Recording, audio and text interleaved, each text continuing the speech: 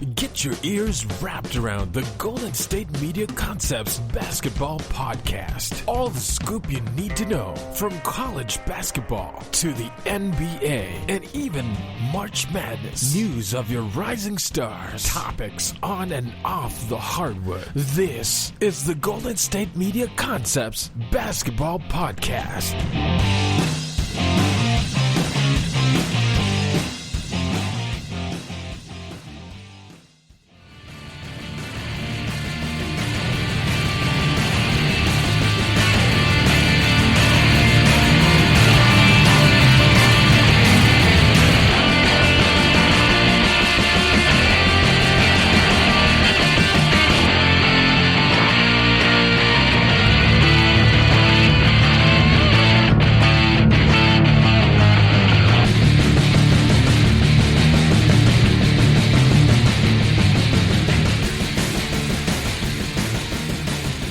Hello, everybody. Thank you for tuning in on this wonderful day.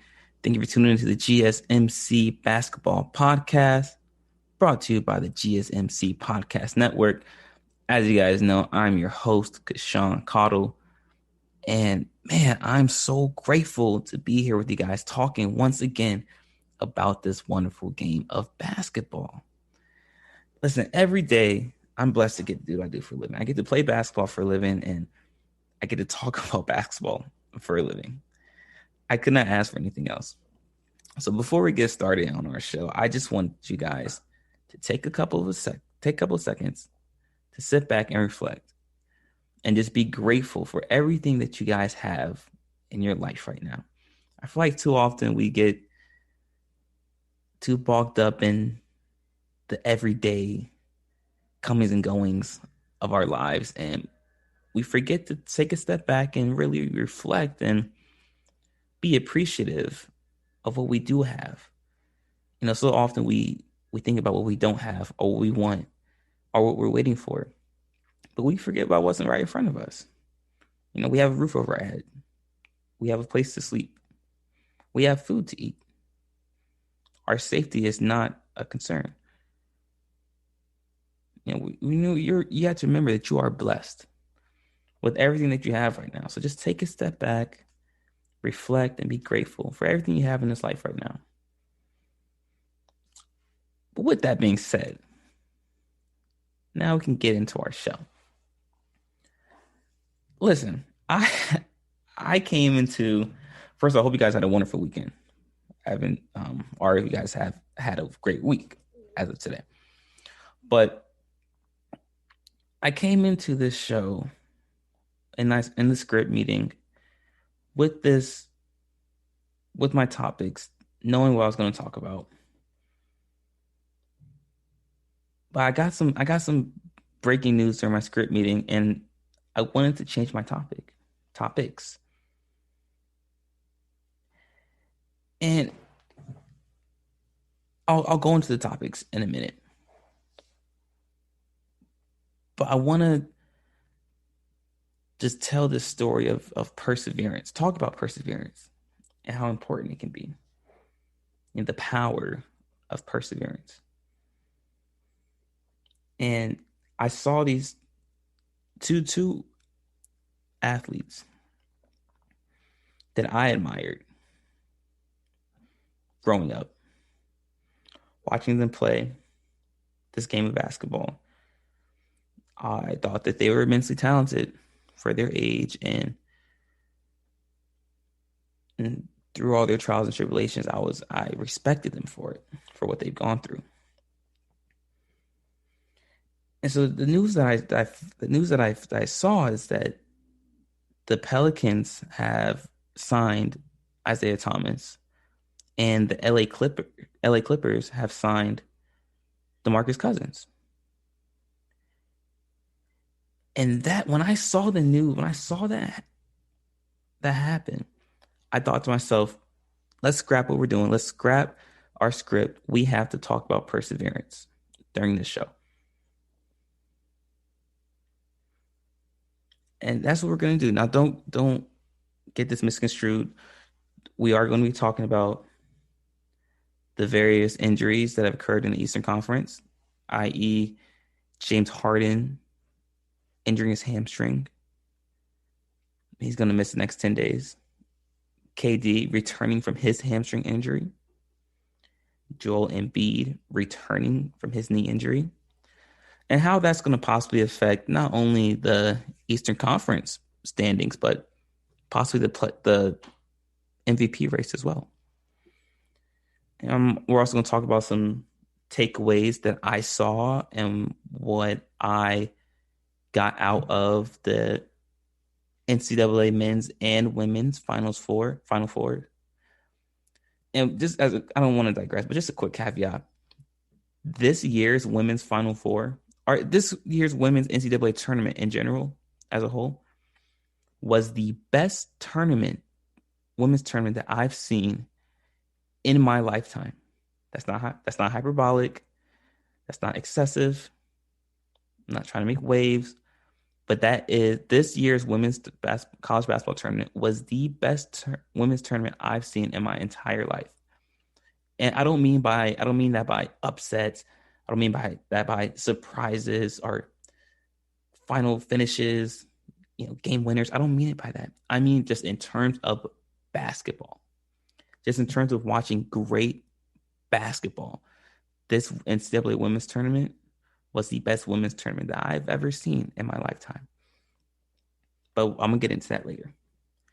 And in the last segment of our show, I'm going to tell you a story of one of the many stories when I have experienced perseverance. We all have done it.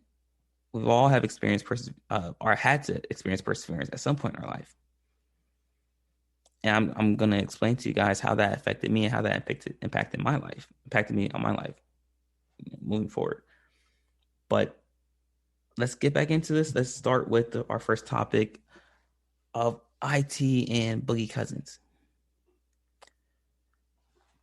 As I was saying the other day, I saw that Isaiah Thomas got picked up by the New Orleans Pelicans.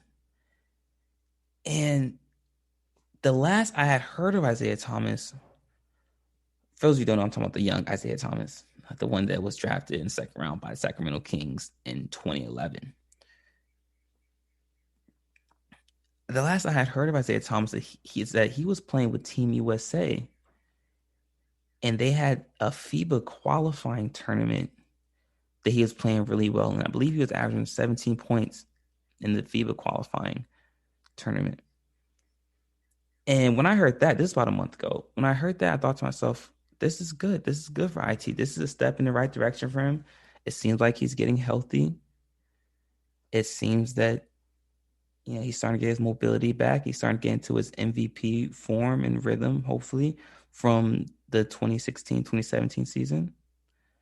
And maybe he can segue this into a possible NBA contract. I won't expect him to be in as big of a role as he once was early in his career, but it'll be good for him to be back in the league. Because I don't get on social media often.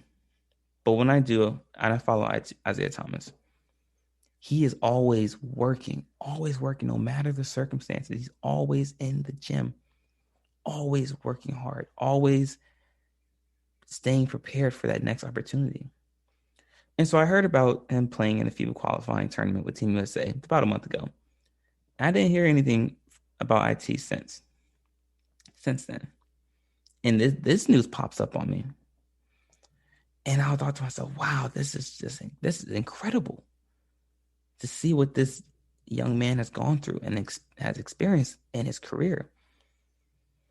And, IT has bumped around quite a bit in his career. He spent his first 3 years in Sacramento. And then he went over to Phoenix for a season. He spent 3 seasons in Boston. Then he spent a half of a season in Cleveland.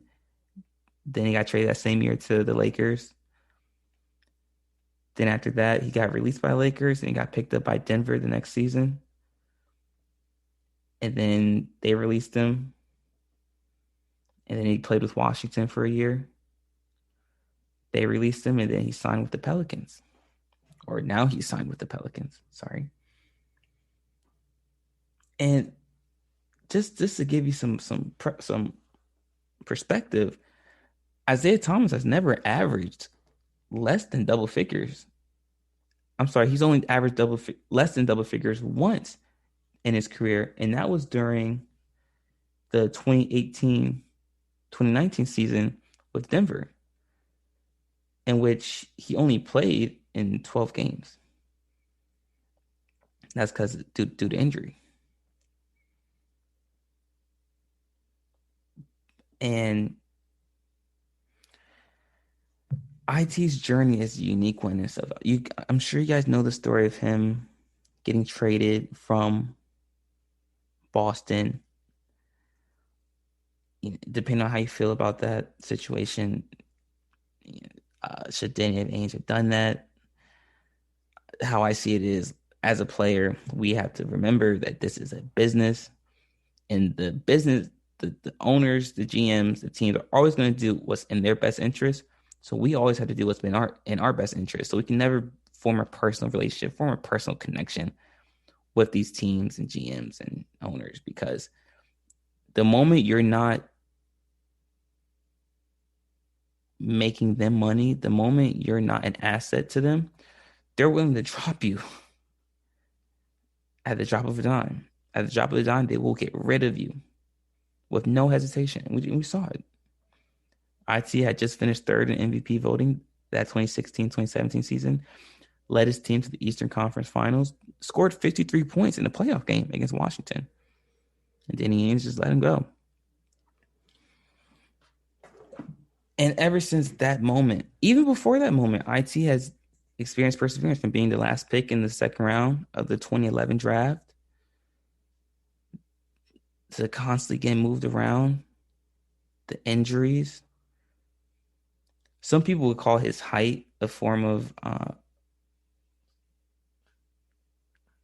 perseverance they had to go through. But if your talent and your skill set is up to par, your height won't make that big of a difference in terms of your success. Just from what I've seen in my experience. But IT has experienced quite a bit in his career. And to the average man, the average person, they would have quit. They would have dropped their career. They would have dropped this 4 years ago. I mean, there was a moment where I was watching IT's career unfold, and I thought to myself, this guy might never get in the league again. And will this go down as the biggest fall off, or the quickest fall off in NBA history for a player? I mean, to be third in MVP voting and 2 years later be out the league, I had never seen anything like that. But Isaiah Thomas's perseverance is unmatched. His will and his drive to succeed and to be successful and to have tunnel vision is commendable. And in his debut with the Pelicans against the Hawks, he had 10 points. And he looked good. He looked good. And that's not bias. Being objectively speaking, Isaiah Thomas looked good. His quick release off the catch, his ability to drive and penetrate and create scoring opportunities for his teammates, his ability to score early, attack early in the offense, which is what he has always done best, was there. It looks like he got his quick burst, that quick first step that made him successful in Boston and a little bit in Washington and Sacramento and Phoenix. It looks like that's back. And you can tell that IT has been working. And when it comes to perseverance, we all experience it in life, but how we react to it is what's going to define us. When you experience perseverance, how do you respond? Do you curl up? Do you quit? Do you say it's too hard? Or does that perseverance, does that drive you? Does that drive you to want to be better? Does that drive you to see how much you can take? Do you tell yourself, oh, this is nothing. This isn't the worst thing I've experienced. I can experience way much more. I can do so much more. This is just a little step in the road. Little roadblock, but I'm going to get over it. Is that your mindset? If not, then you're not going to make it. You are not going to make it. because we are all going to experience perseverance or have to experience perseverance in our life. But how do you respond? How do you respond?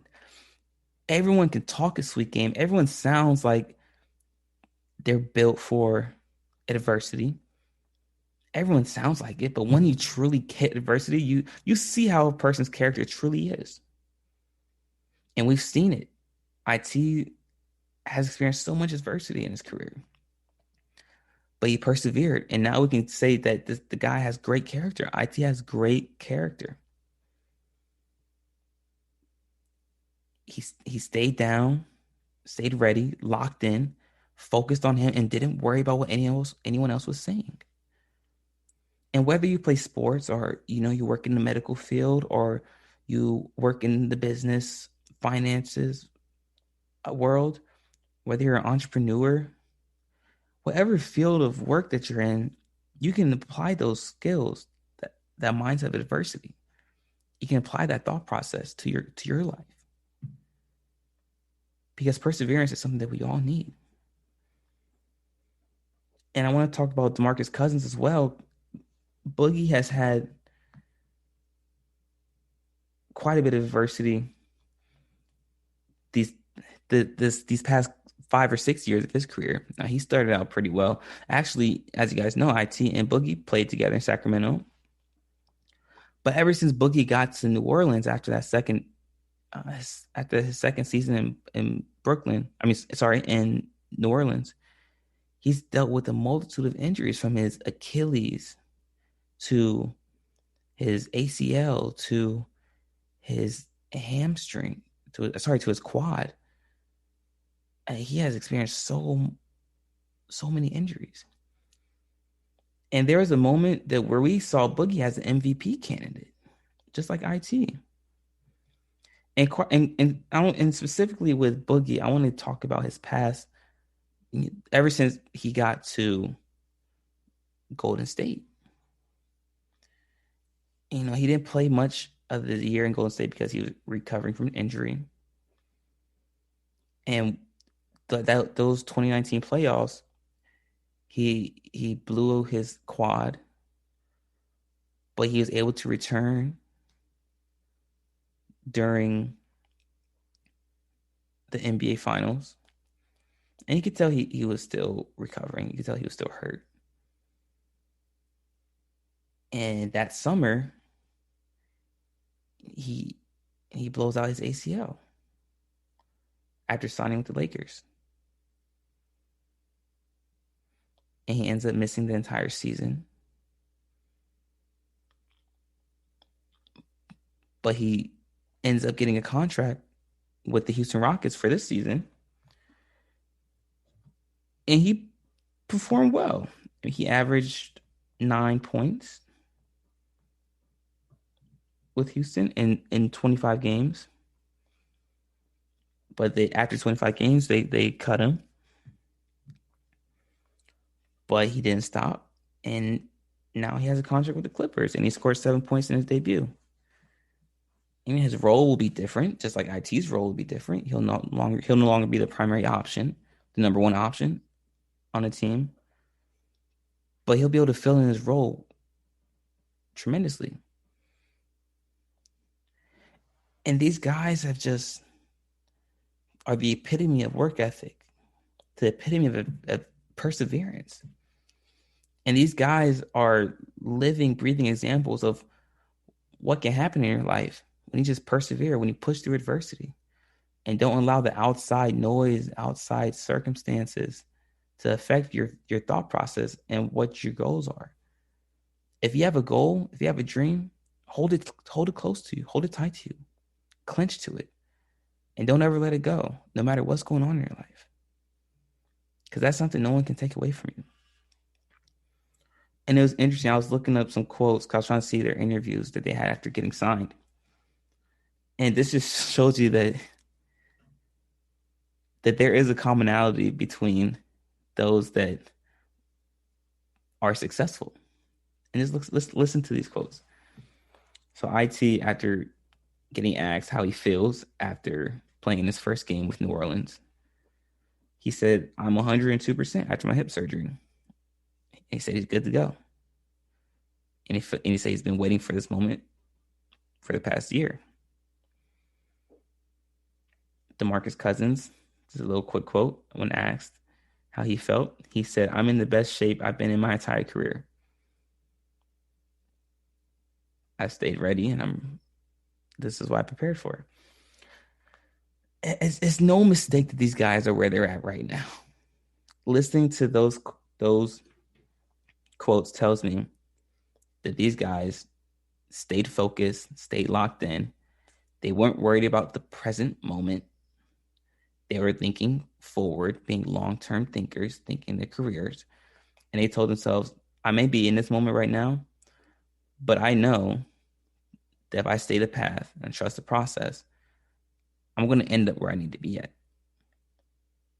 So perseverance, guys, is so important in life and whatever you do. So do not let adversity weigh you down. Do not let adversity stop you from achieving your dreams and what you want. Because these guys did it. Isaiah Thomas did it. DeMarcus Cousins did it. And so can you. So just give props to these guys for continuing their career and give them props for getting another opportunity at their career. And it's a blessing. So hats off to you. Hats off to you, Isaiah Thomas. Hats off to you, DeMarcus Cousins. I hope that you guys take advantage of this opportunity and it treats you well. But speaking of injuries, the Eastern Conference looks quite interesting now with the injuries that are occurring in Brooklyn and what's going on in Philly with Joel Embiid. Awesome. So guys, just stick around, and I'm going to talk about that in the second segment. And also stick around to hear my takeaways from the NCAA tournament, both men's and women's, and also to hear my story of perseverance. It's definitely not something you're going to want to miss. So stick around and keep listening. Are you looking for the very best NFL and college football podcast? Then check out the GSMC Football Podcast. Get the latest football news both on and off the field. From the NFL Draft to trades to the rumor mill to the NFL Combines, they got you covered. That's GSMCpodcast.com/football-podcast. Get updates on college rivalries, game day insights, and much, much more. It's football talk the way you want it. This show eats, sleeps, and breathes football. Don't forget to like them on Facebook and follow them on Twitter. Visit GSMCpodcast.com for more info.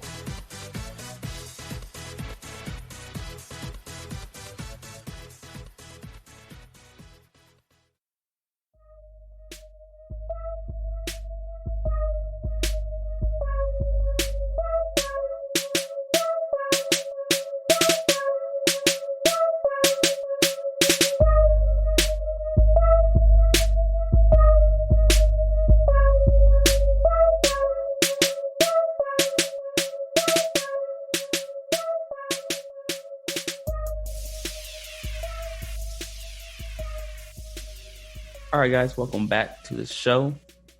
Just as we were talking about in our last segment, we were talking about perseverance and how players such as IT and DeMarcus Cousins, who just recently received new NBA contracts, are the embodiment of what true perseverance looks like in playing through getting cut and getting traded to multiple teams.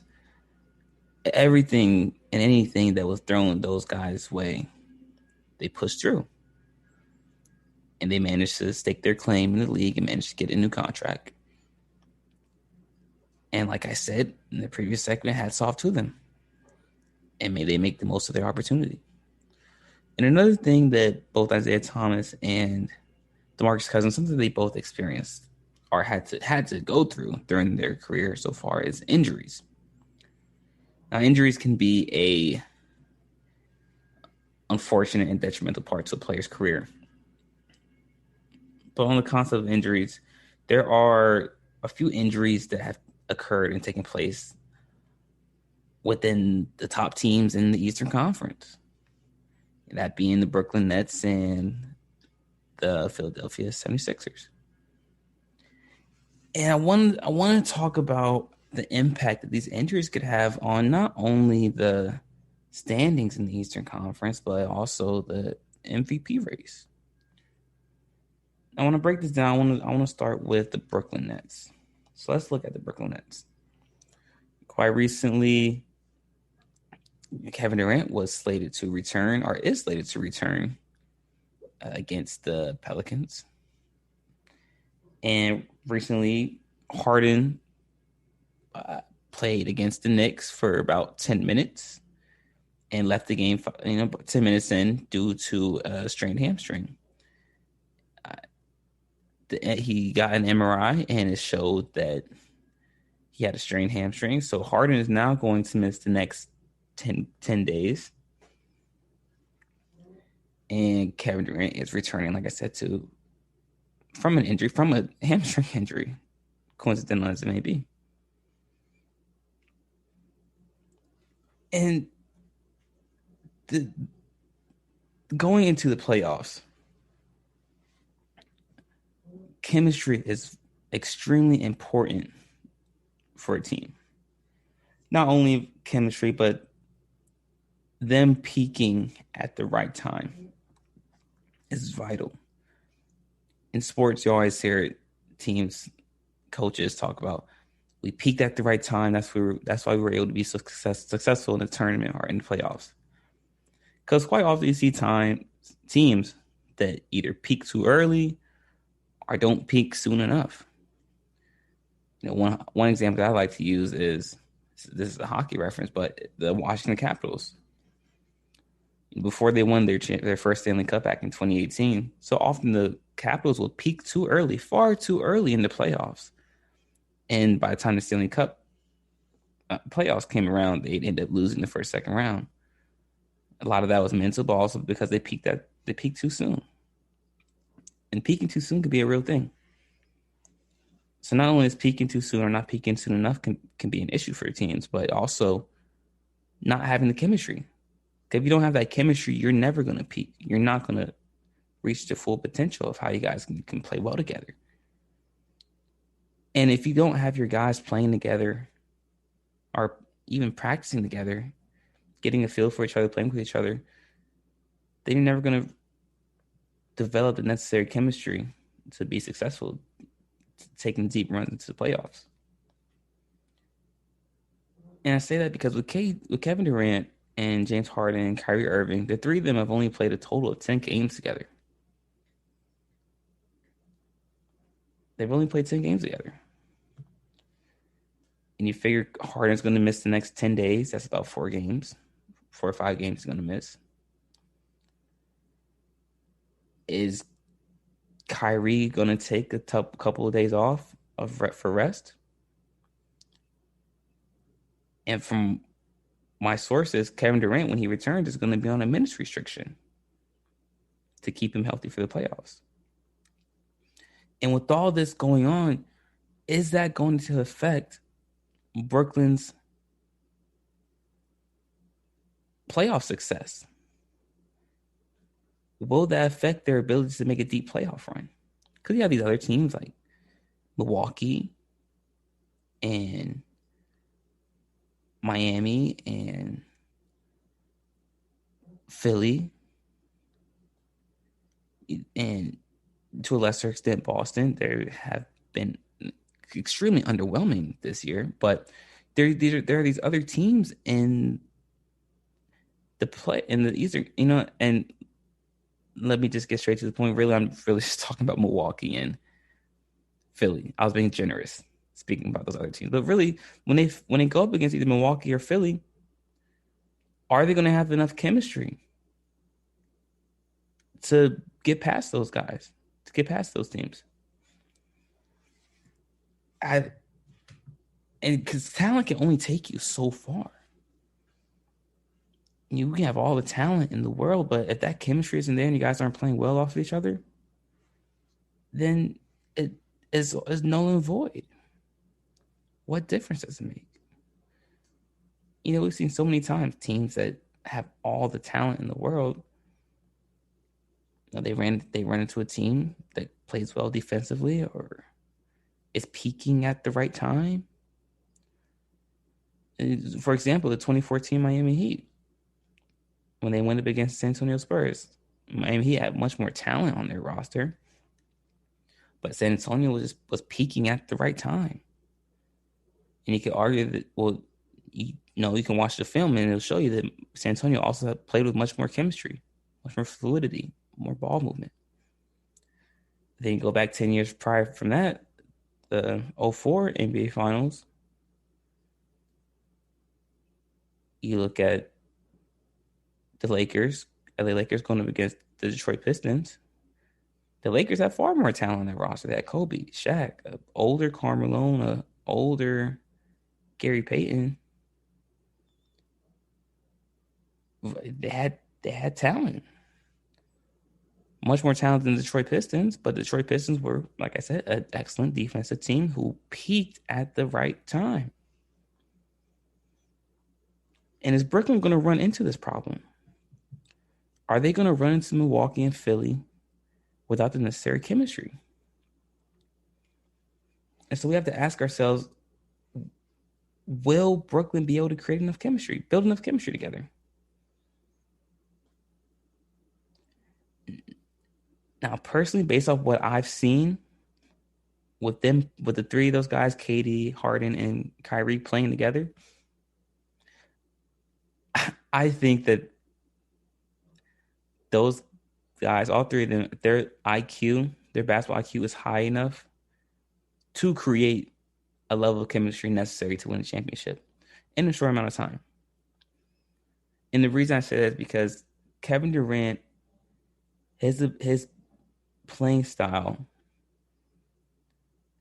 allows him to fit into any offensive set, any sort of playing style. And that's the case because Kevin Durant has the ability to score off the ball. He has the ability to cut and come off a stagger, pin down, or even flares, catch and go into a shot because he can shoot off the ball. And he can also be a point forward. He can grab the rebound and run the break himself and attack the lane early. And so if you have a guy like that, you can put him into any offense. You can put him in, plug him in wherever, and he's going to make any team that he goes to better. And with James Harden, for those who have been questioning whether James Harden is a true point guard or not, James Harden is a point guard. He is a true point guard. And so what James Harden can do, his ability to ice ball screens and his ability to snake off of ball screens and get his defender on his hip, thusly eliminating his defender from the play, so now it becomes a 5-on-4, shows the acute ability to make his teammates better off of his playmaking skills. But also what James Harden does is he attacks early as well. And when I say early, I mean early in their secondary breaks. So what Brooklyn does, they like to get a high ball screen early action when they have a secondary break. And what Harden likes to do is, like I say, he gets to get him on his hip. But if he says he has the advantage and either they switch or he has kept his defender on his hip off that ball screen, he likes to attack the chest of the big man, which leads to the open rim for those lobs or floaters for Harden's teammates. And what happens if they start doubling off those ball screens or trying to hedge off those ball screens, Harden has enough court vision, to skip pass to the corner or to the wing to the shooters. And when you have a guy that can play make like that, you can plug him into any offense. You can plug him into any set. So those guys' playing styles are unique in and of himself, but also they can adapt to any offense. And Kyrie is one of the best offensive talents I've seen, one of the best offensive talents of this generation. Kyrie has shown the ability to score off the ball tremendously, and which is what Kyrie is really a two guard. And I don't say that negatively, but it's the truth. Kyrie is a two guard. masquerading as a 1. Kyrie scores much better off the ball. And what I mean by that, I mean attacking from the wing. And what Harden does, Harden gets it out early to Kyrie. And now Kyrie all he has to do is get it, jab or pump on the wing, and he's already blown by his defender. So now he can get into his pull-up. He can get into his floater. He can get to the paint and finish on the opposite side of the rim. I dump it down. And so they all make the game easy for each other, which is why I believe that they won't have a problem forming chemistry, the necessary amount of chemistry to be successful in the playoffs.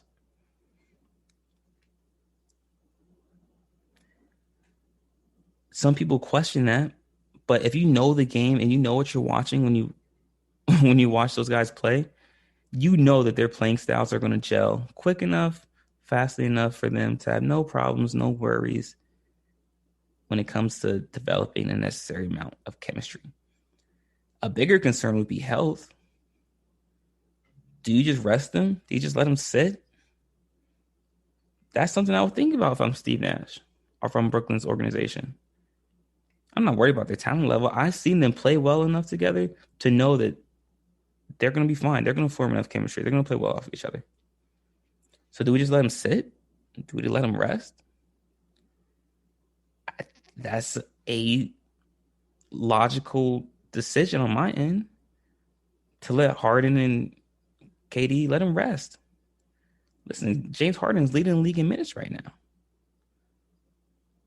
KD's coming off an Achilles surgery. Why not let him rest?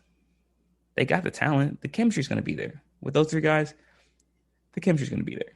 Why not let him rest? And I've thought about this as well. So who's more important? Who's more important to that franchise, to that team? KD, Harden, or Kyrie? And in terms of historical greatness, KD is the better player out of the 3. In terms of this season, Harden is having the best season out of those 3. No question. I mean, I can read off Harden's stats for you. Harden's averaging 25 points, 8 assists, and 8 rebounds, shooting 46% from the field, 35% from 3, 87% from the free throw line. And he has a PER of 24.7 and the win share of 6.8. Playing in 42 games. While KD's averaging 29 points, 7 rebounds, 5 assists, shooting 52% from the field, 43% from the 3, 87% from the free throw line, player efficiency rating of 25, and a win share of 2.7, playing in 19 games. Now, stats might tell you that KD is having the better season, but you have to look who has done what they've done over an extended period of time, which is James Harden. He's done over 42 games compared to 19 for Kevin Durant. And James is leading the league. He's not even close in assists and PER. So for this season, first of all, James Harden was my leading MVP candidate before he sat out these next 10 days. So back to my question, who's the more important player?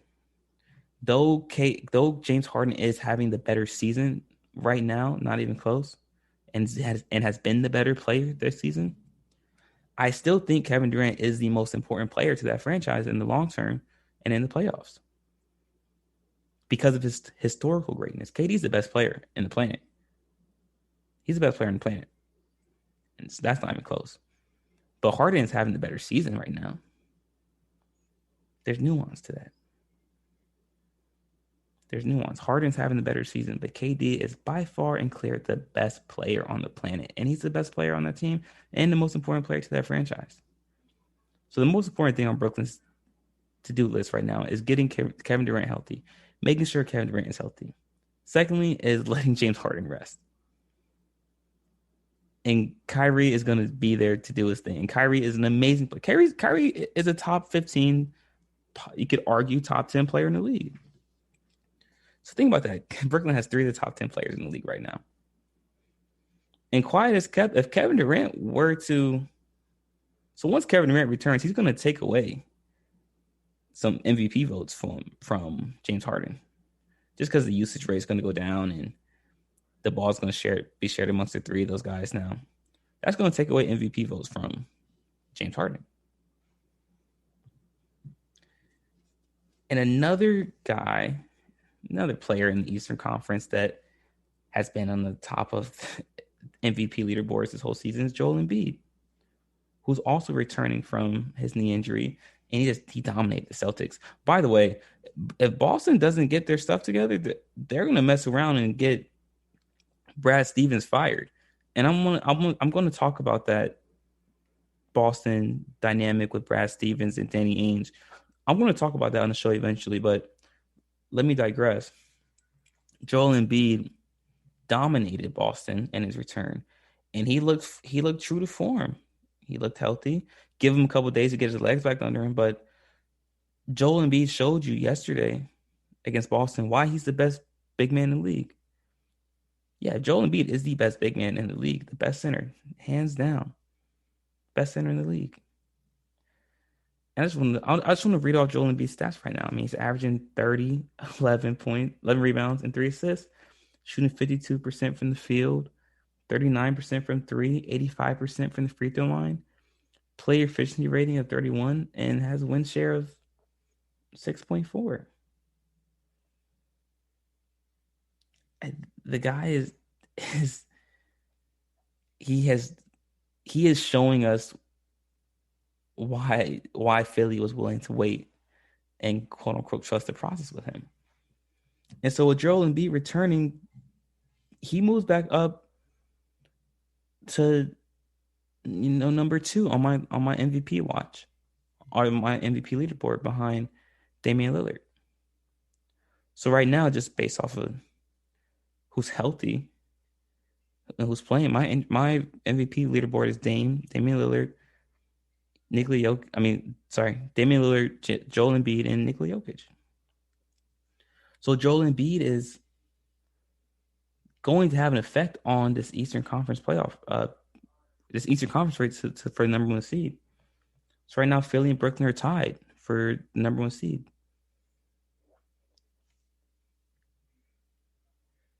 Do I think that Joel Embiid will be enough for Philly to claim the number 1 seed for Philly by the end of the season? No. Just because with KD coming back, him playing with Kyrie, I think that's going to propel Brooklyn over Philly for that number 1 seed. But Joel Embiid is going to have a huge impact on the MVP race. And it could be his to lose. We see what Philly's doing. And that record's good enough to propel Joel Embiid over Damian Lillard, possibly, who's currently in the 6th seed with Portland. So all these injuries within those top 2 teams of the Eastern Conference is going to be interesting. It's going to affect the landscape of not just the Eastern Conference, but the NBA as a whole, especially when it comes to the MVP race. But it's good to have these guys back. It's good to have it's good to have KD and Joel Embiid back healthy, playing again. Makes the game better, makes the whole NBA better for everyone to watch. And it's going to be good to have Harden back in a couple of days as well. It's going to be good for basketball. But speaking of good basketball, you know what has been stellar for me and why I was blessed to watch this past weekend was the NCAA men's and women's Final Four. So stick around. I'm going to give you my takeaways and the biggest thing I saw from both the men and women NCAA Final Fours. So stick around. It's not going to be something you want to miss. Tired of searching the vast jungle of podcasts? Now listen close and hear this out. There's a podcast network that covers just about everything that you've been searching. Hey! The Golden State Media Concepts Podcast Network is here. Nothing less than a podcast bliss with endless hours of podcast coverage. From news, sports, music, fashion, cooking, entertainment, fantasy, football, and so much more. So stop lurking around and go straight out to the Golden State Media Concepts Podcast Network. Guaranteed to fill that podcast itch. Whatever it may be. Visit us at www.gsmcpodcast.com. Follow us on Facebook and Twitter, and download us on iTunes, SoundCloud, and Google Play.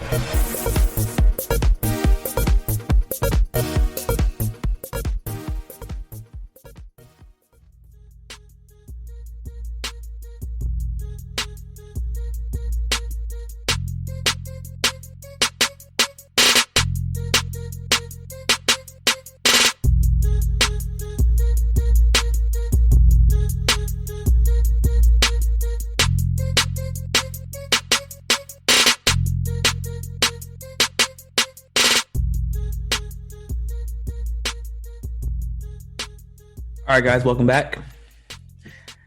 We are in the third segment of this show. And if you're still tuning in, I'm so grateful for you tuning in and listening to me give my insight on this wonderful game of basketball. But in the previous segment, we talked about some injuries that have occurred on the two best teams in the Eastern Conference, and how those injuries to James Harden, Kevin Durant, and Joel Embiid, how their health is going to impact the Eastern Conference playoff race and the MVP race. And how I said at the end of the segment that having all three of those guys healthy and playing basketball is good for the NBA and its fans. It's good for the NBA and its fans because they play good basketball. And whenever they're on the court, their teams play good basketball. And when you're presenting a better product, you're going to get a better profit because people want to watch good basketball at the end of the day. And if people were tuning into the NCAA men's and women's Final Four this past weekend, they were blessed with very good basketball. And I said this in the first segment that the women's tournament specifically, this was the best women's tournament that I have seen with my own eyes since I've lived. In my 23 years of living, this is the best women's tournament that I've ever seen. It's not hyperbolic. That's not excessive. It's not an over-exaggeration, but it's merely an objective fact or an objective analysis. And when I say best, I don't mean the most exciting. I don't mean the most upsets. I don't mean edge of your seat thriller.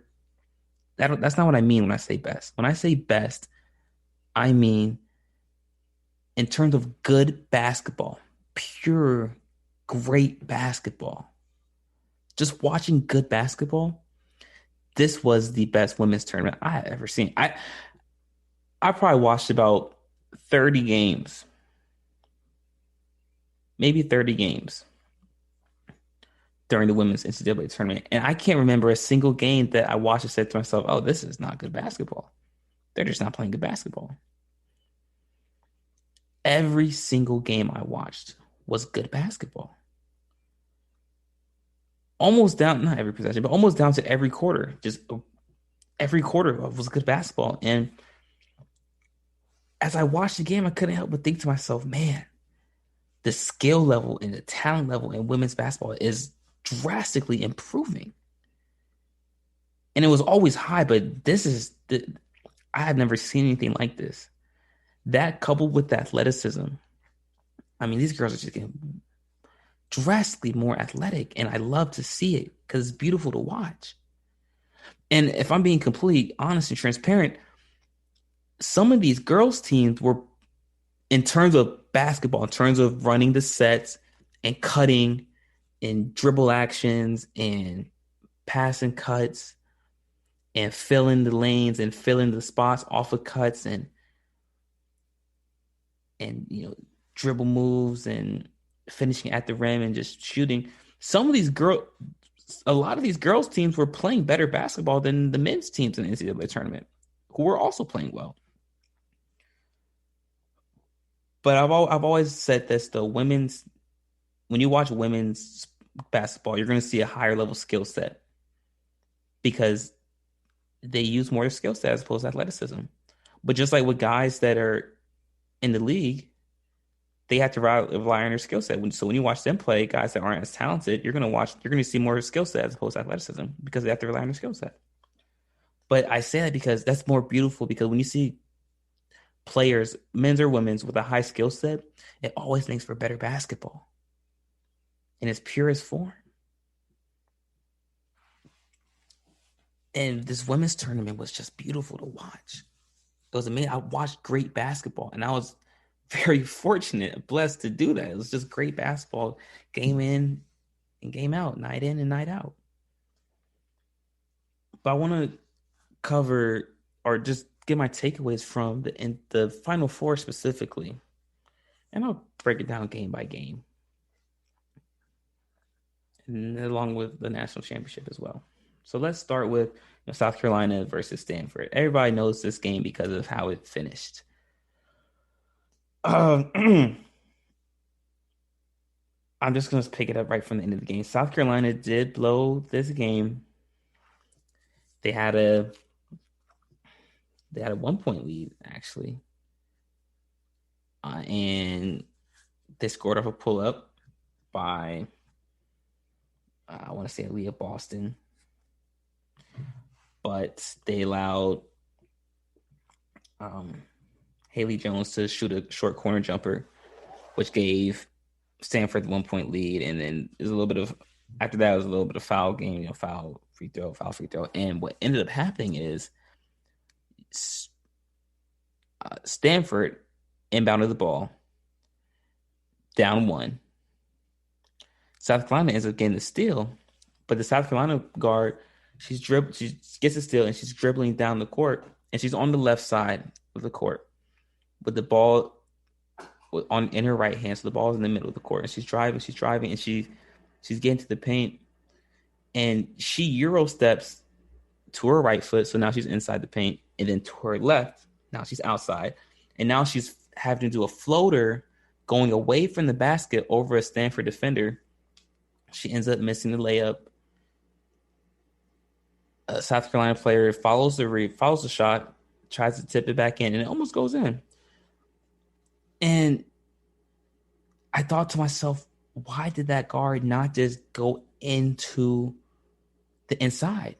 Why does she Euro step out or going away from the basket? And I want to get detail right here real quick, get specific. So if that guard, so the ball was in her inside hand, which is good. That's where you want to start out.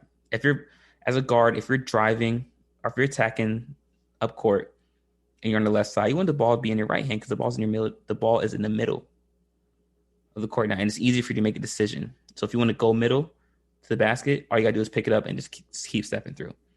But if you want to attack outside, you just cross over and keep going. So when you're driving up the court, I like to keep the ball in the middle. Guards should keep the ball in the middle of the court, so on their inside hand. And so she should have, when she attacked the basket, she should have picked up her dribble, took her 2 steps, and finished on the opposite end of the rim. So she would have finished on the right side because she was on the left side of the court. She should have stepped through and finished on the right side of the rim, using that rim's protection from the shot blocker from Stanford. And she would have had a much more better angle, not going away from the basket, but going to the basket and just finishing at the rim. And obviously hindsight is 2020, but I'm looking live, I'm watching it, I'm thinking to myself, go right. Or I'm saying attack middle. But the moment I saw her Euro step, I knew she was going back out. I said, she missed it because her momentum was carrying her away. But I just broke down that one play, but it was an amazing game from start to finish. I do feel like South Carolina should have won that game. I feel like they had the opportunity to close it out, but they didn't. But Stanford's an amazing team. Stanford's a great team. And, Zia Cook stood out to me. Victoria Saxton, came up short a little bit, but Destiny Henderson played well. It was a great game. It was a good game. Take nothing away from these women, but this was a great game. And South Carolina had it. But credit to Stanford for pulling out and holding on for the W.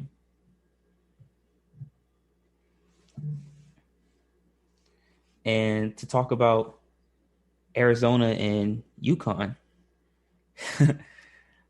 I just have two words. Arion McDonald. I saw her play earlier in the year, and she didn't pop off the screen the way she did this game. And the reason she popped off the screen for me was because of her aggressiveness. If you know, she attacked the ball. She attacked early and often in transition. She would get it and go. And that's one thing I need to say to all guards. When you get the rebound, attack early. See what numbers you can create. If you don't have anything, then pull it out. Wait for your offense to set up and then get into your offense. But attack early so you can see what numbers, what opportunities you can get. But her game stood out to me really well. I mean, she had 26 points and 7 rebounds. And also another player that stood out to me was Bendu Yeni. I'm sorry if I mispronounced her last name wrong. But she did a lot. She did a little of everything. And if you see her stat line, it's 8 points, 4 rebounds, 4 assists. The points might not pop out, but if you're looking at the rebounds and assists, she did a lot. She contributed a lot in all aspects of the game. And as a coach, that's what you want to see. You want to see players that can contribute in more than one way. Because once you're multifaceted, you can bring more to the table. And if you can bring more to the table, you're going to play more. Because if you can only score the ball and a team scouts you and takes away your first 2 scoring options or your first 2 moves that you like to do, then you can't score anymore. Now you're a liability because you can't score and now you can't do anything else. But if you can score and rebound and defend and play excellent help defense and communicate on the court, then you're no longer a liability. You're an asset. You can do more. So you're gonna stay on the court. So the more things you can do, the more time you're gonna give yourself, or the more opportunities you'll give yourself to get on the court. But UConn played well. I think UConn was complacent. I think UConn got a little complacent. They turned the ball over quite a bit. And Arizona was running off this high, not high, but they were running off the energy of, we're in this for us. We're not worried about anyone else. That us against the world mentality. And it's something about that mentality, something about that energy that really brings out a different type of person, different type of energy out of an individual or a team. And that started because the NCAA put out the promo for the Final Four and it left Arizona out of it, which is completely preposterous. I don't know how that happens. But once that happened, that really sparked a fire. It lit a flame in Arizona. And you can see what it did to them. I mean, they went out. Look how you can see how aggressive they started out in the beginning of the game, and they just pounced on UConn. And that's something that UConn wasn't ready for. But Arizona was phenomenal in that game, which leads us to the national championship game. And I want to talk about the final possession. I think I know McDonald settled on that turnaround jumper. If she would have kept attacking the basket, I know there was help side, but she attacks the basket. And on that low pickup, when she sees the help, she needs to go into a low pickup into a jump stop off of 2 feet, and then go into the defender. Because if you go out 2 feet, now you have more control when you go up. And finish. In hindsight 2020, but even if the help side does step up, you do have the option to kick out though to your shooter. But Stanford's length, Stanford is a very long team. And you could tell the length was troubling Arizona throughout the entire game. But it was an amazing game to watch. I mean, it's back and forth, back and forth. I thought that Arizona would pull away, but Stanford just kept fighting. And it was a well-deserved win. I mean, Stanford played well, led by, it's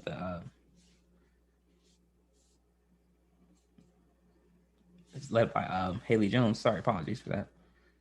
But it was a great game.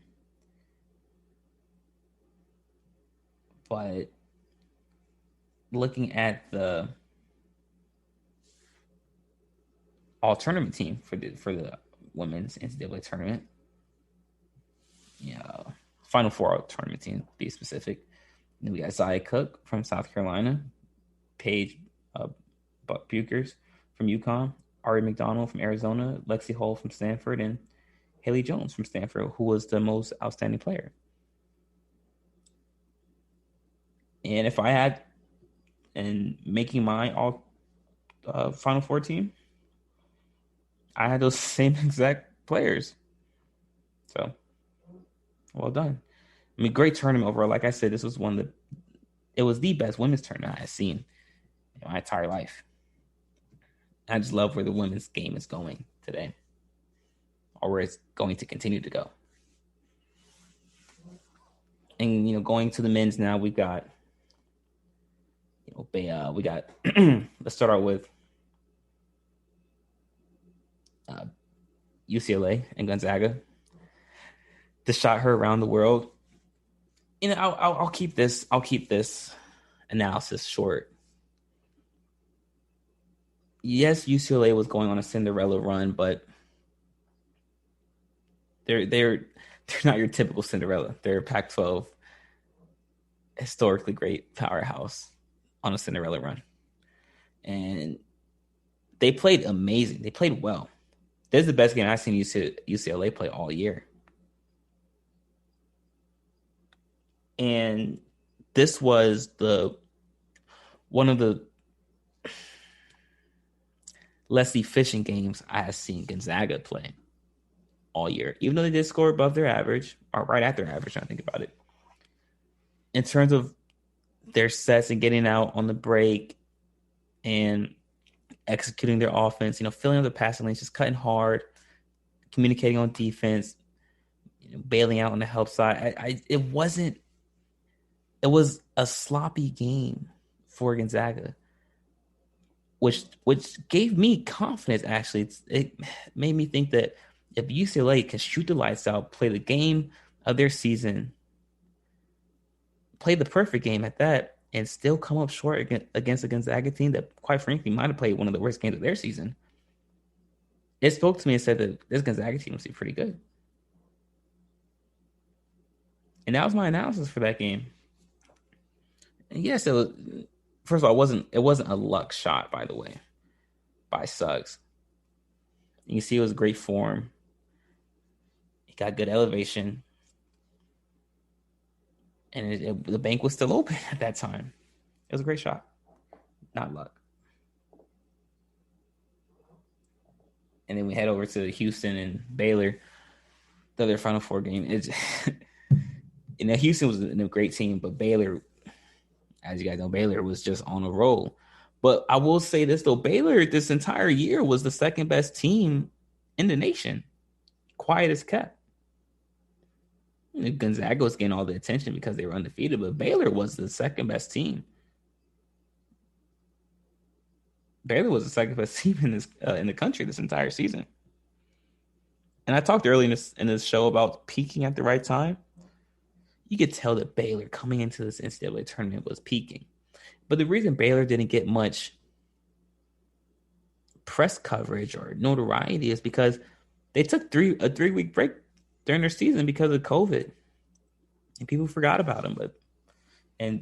All people remember was them losing to Kansas early in the year. But this Baylor team was good. Was the second best team in the nation all year. And then you saw what they did yesterday, or the day before, to Gonzaga.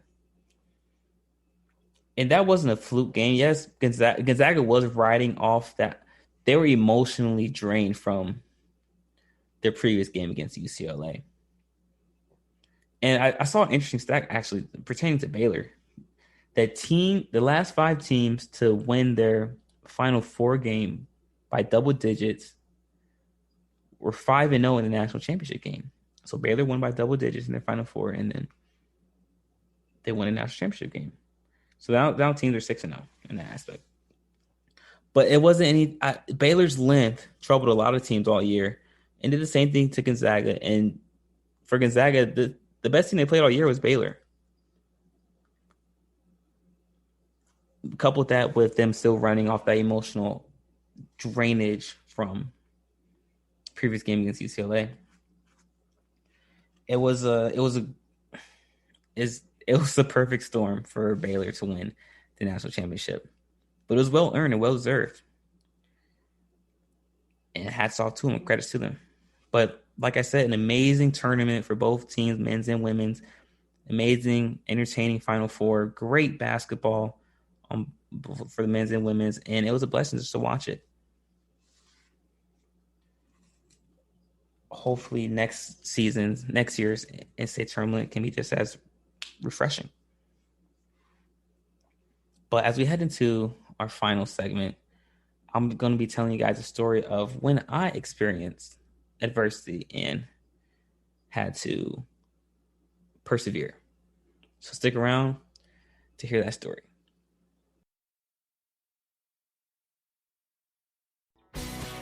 Are you looking to get your college football fix? Looking to get the latest news on your favorite school's team? The GSMC College Football Podcast is your ticket to all things college football. Join us as we talk college football from the national championship, the college rivalries, the bowl game, to the Heisman Trophy. To which conference is the best? We've got you covered for the Big Ten, SEC, Big 12, the Pac-12, ACC, and everything in between. Download the GSMC College Football Podcast on iTunes, Stitcher, SoundCloud, Google Play, or anywhere you find podcasts. Just type GSMC in the search bar.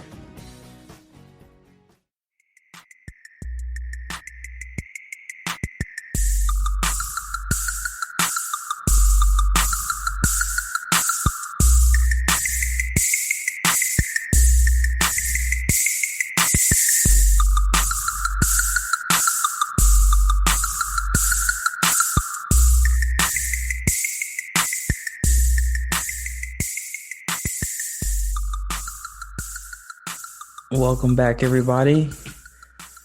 As we go into this final segment of our show, first of all, thank you for listening so far.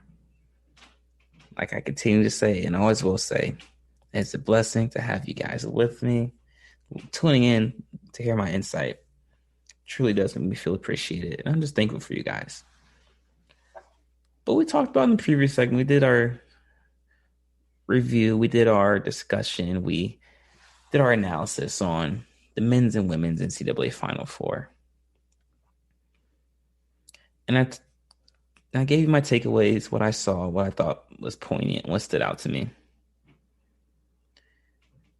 I just want to say that it takes a lot of effort and mental toughness and perseverance to make a deep run like that in the NCAA tournament. And kudos to all 8 of the teams, men's and women's, that were in the Final Four. And speaking of perseverance, that's what we opened up our show with, speaking about Isaiah Thomas and Boogie Cousins, and how they had to persevere through that adversity that they faced throughout their career, to reestablish it and to get new contracts. And as we close out this show, I do want to give my personal experience of when I had to experience adversity. Now, I will say that this is not the only time that I have experienced adversity or had to experience perseverance. I have had to have perseverance and persevere through many things throughout my entire career in my life. But that circumstance is not unique to me. everyone in their life at some point in time is going to have to persevere through something and show toughness. I just thought I'd tell you guys my story so that you guys can know that you're not going through this alone.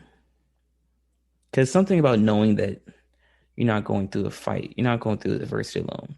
It gives you that extra strength, the extra boost to push through. So I hope this story helps you guys to push through. And I'll start with my first day of my freshman year of my undergrad at Southern Virginia University. I remember first day I got on campus, I put all my stuff in my dorm and said goodbye to my pops. And I went right into the gym. And I was getting shots up and I was working out for about an hour and a half. And then I started to see some of the other guys, some of the other basketball players start to come in because not everybody's on campus. And so other basketball players are coming in. So we're talking. At this point, we know each other already, though, because we already seen each other during the off-season workouts. So we already knew each other. So we were talking to each other, and everybody starting to come in.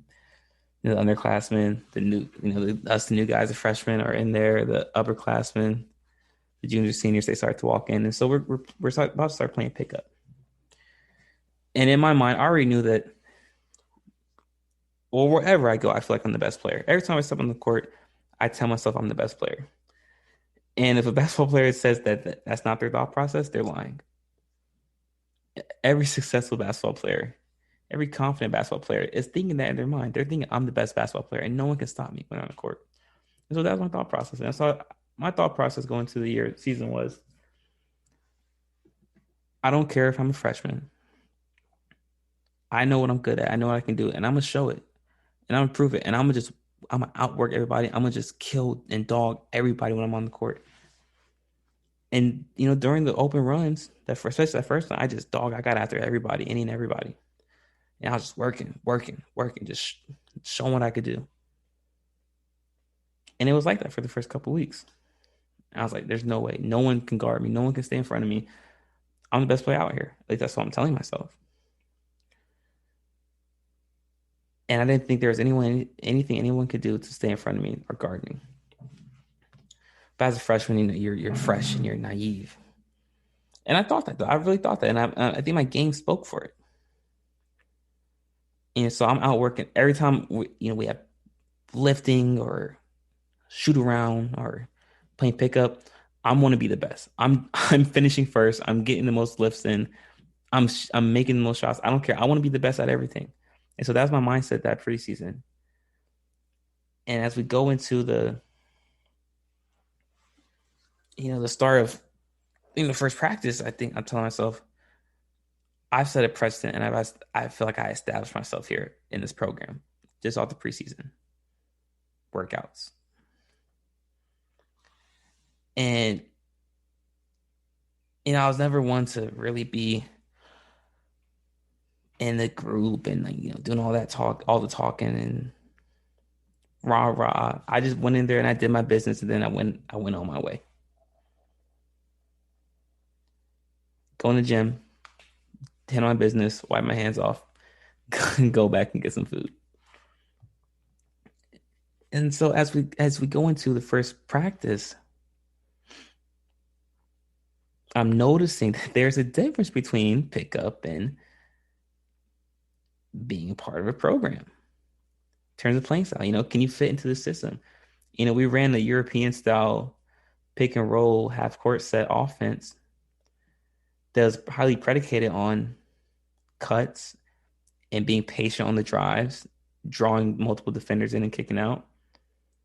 And that was something that I hadn't added to my game yet. That as a freshman, I was one speed and go. I get the ball, I'm going down court because no one can stay in front of me, and I'm finishing. And I didn't have that element of being patient and probing the paint and kicking it out, of just reading the defense. I didn't have that element to my game yet. And so I struggled those first couple practices.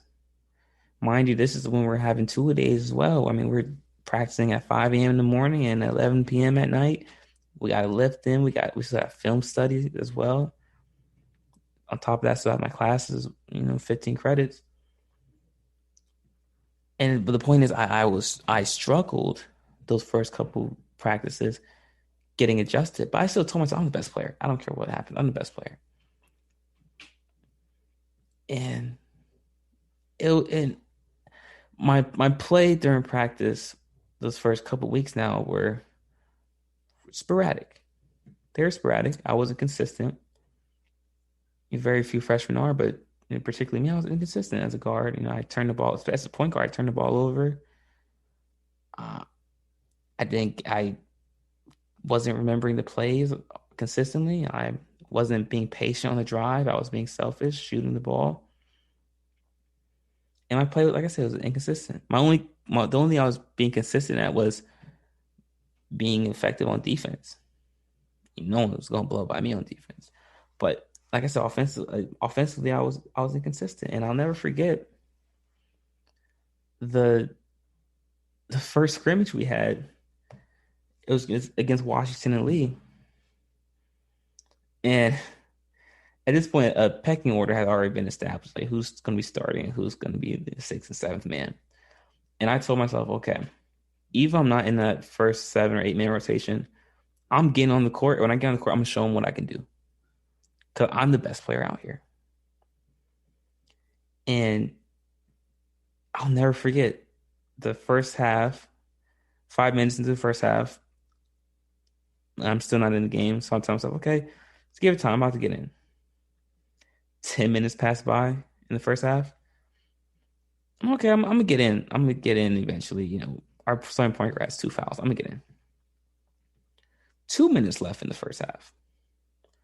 I'm thinking, okay, this is just a scrimmage. Coach is just trying to get a feel out for his starting 5 and his rotation. It's fine. But when I get in, I'm doing my thing. The first half passes. Okay, coach is probably going to make some special adjustments in this first half, and he's going to put me in. Second half comes along. 5 minutes to the second half. Still nothing. I'm being patient. It's a close game. I'm going to get in, though. 10 minutes pass. Then I start thinking, okay, what's going on right now? I got to get in right now. I know I'm about to get in. There's 2 minutes left in the second half. I have not played a single second. I have not stepped on the floor. And this has never happened. I've never been in this position in my basketball career. And I'm asking myself, what is going on right now? And I was dejected. I was hurt. I was frustrated. I had a mix of emotions going on right now. And I got in for those 2 minutes. I ended up getting in about 1 minute and 30 left. And I was so dejected. I couldn't even play. I was going through emotions, and I didn't even get to do what I wanted to do because I had got into my own head. And all I could think about, why did it take me so long to get on the court? Instead of thinking, okay, I'm on the court, I'm going to show them what I can do now. I was thinking, why did it take me so long to get on the court? What's up with it? What's going on right now? And because of that, I didn't get to show coach what I could do. And I didn't crack the rotation. And it was like that for the first 8 or 9 games. And I remember calling home to my dad, after every game, every practice, I was like, Dad, I don't know what's going on. I feel like I'm doing everything right. And and it's hard because when people you care about, you love, sometimes it can be hard to be honest with them because you don't want to hurt their feelings. And I'll never forget, my dad told me, well, obviously you're not doing something right. Because if you're doing something right, you'll be playing. And he said, what you have to do now is you have to fix what you did wrong, what you're doing wrong, and move forward from there and focus on what you can control. But make sure to better yourself every day. Because moping about it, being sad about it is not going to do you anything. It's not going to do you any good. So push through. This is a little bit of adversity. It's not the end of the world. You're playing basketball. You're not dying. So fix it.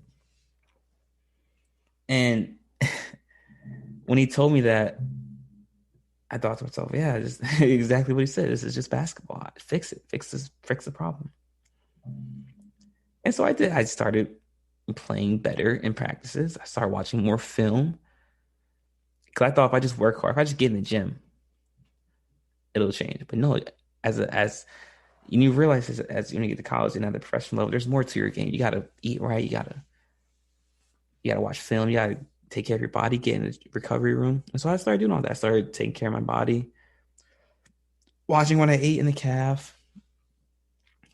I started watching more film, started watching film with the upperclassmen, even outside of our regular film sessions as a team. I got in the recovery center. I just did more. I did everything. And I was like, I'm going to be rewarded for this. I'm going to crack that rotation. And, to fast forward halfway through the year, I'm getting minutes, but they're sparingly minutes. And halfway through the season, we had a couple guys transfer, a couple guys leave the team. And I think to myself, okay, now is the time for me now I'm going to start getting playing time. But even with, my improvement of play and guys leaving, spots opening up, I still couldn't crack that rotation like I wanted to. And it was hard. I went home every night crying myself to sleep because I wasn't playing. And I wasn't cracking the rotation. I thought to myself, it was emotionally draining more than it was physical because it was something I thought about every single night. And it kept me up at night. And it hurt because when you invest so much into something you love and to see it not love you back and have it reciprocate the same thing you feel, it was frustrating. It hurt. I felt like I was giving everything I had. And I told myself, I'm going to remember this feeling. And I will always use that as motivation. And it hurt. I was dejected. I felt less than. How can I not play? How am I not getting playing time here? And it taught me to be patient and to continue to work even when things aren't going your way. Because it was the first time I had adversity in the sense of not getting playing time. I was always the best player on my team. And I still felt like I was the best player on that team. But to not get playing time, it hurt. But it taught me that I had to take advantage of every opportunity I get, whether it be in practice or in actual games. I got to show out. I got to take advantage of it because that might be my last opportunity. And that's what perseverance teaches you. It teaches you to not take anything for granted. And when you don't take anything for granted, you're more genuine with everything you do in life. And you give more, you do more. Because time is limited. And when you love something, you want to cherish that. You want to give all you can. And that's what I did. And it hurt. It hurt. And it was hard. It was hard not being in that rotation. My entire freshman season, I barely cracked the rotation. It hurt. It sucked. I hated it. I hated it with a passion. But I'll say this. If I didn't experience that, I don't think I'd be playing professional basketball right now. Because it humbled me. And I needed that. And it's easy when you're not going through adversity, it's easy to say that you needed adversity. Because when you're going through adversity, you're telling yourself, oh, what is going on right now? You think it's the end of the world. But we have to be patient and understand that, yes, we're going through this adversity right now. But it's not going to last that long. it seems like it's lasting long because of what's going on. But it's always like that. Whenever things are going bad, we feel like time is going so slow and it's the end of the world. We have to be patient and have a forward-thinking mindset and remember that this moment right here is not going to last forever. The Most High wouldn't put us through anything that we couldn't handle. And this moment is not going to last forever. Just continue to strive, to work. Your time is going to come. And that's what that taught me. And that year, that freshman year really shaped my college career and also my professional career. Because after that year, I took nothing for granted. The shoot-arounds, the workouts, the liftings, the film studies, the recovery center. I took nothing for granted. I took advantage of every single thing, and I got better for it. Not only a better player, but a better man. Because of that adversity, I needed it. It molded me, it shaped me. Because of that perseverance, because of that adversity, I persevered and I made it through. And that's just one general story from my freshman year, but I have countless stories, and I'm sure you guys do too. And we have to share those stories with other people to let them know that you're not the only one going through this. We all are going through this. And when you know that you're not the only one going through something, it gives you a little more motivation. It gives you a little bit more faith to know that, okay, they made it through it. I can go through it too. And the Most High wouldn't put me through anything that I couldn't handle. And that's that community work, relying on each other. So we all have stories of us having to persevere through something. Share it. Share those stories. You don't know who you're going to inspire. Your words can inspire someone to change their life. But you'll never do that if you keep your mouth shut. So use your voice, use your platform. Perseverance. We all need it, and we all go through it. Love it, embrace it, because it's going to make you a better individual. But guys, thank you so much for tuning in, listening to me talk about perseverance, something we've all been through. It's such a blessing speaking with you guys today. And thank you for listening, like I said, to this GSMC basketball podcast. And brought to you by the GSMC Podcast Network. And if you'd like to, please remember to subscribe to this show and write a nice review. We really appreciate all the support that you guys do. Also, be sure to follow us on Facebook, Twitter, and Instagram. I'll be back again on Monday. Continue to stay safe, guys. And until next time, peace. You've been listening to the Golden State Media Concepts Basketball Podcast, part of the Golden State Media Concepts Podcast Network. You can find this show and others like it at www.gsmcpodcast.com. Download our podcast on iTunes, Stitcher, SoundCloud, and Google Play. Just type in GSMC to find all the shows from the Golden State Media Concepts Podcast Network. From movies to music, from sports to entertainment, and even weird news. You can also follow us on Twitter and on Facebook. Thank you, and we hope you have enjoyed today's program.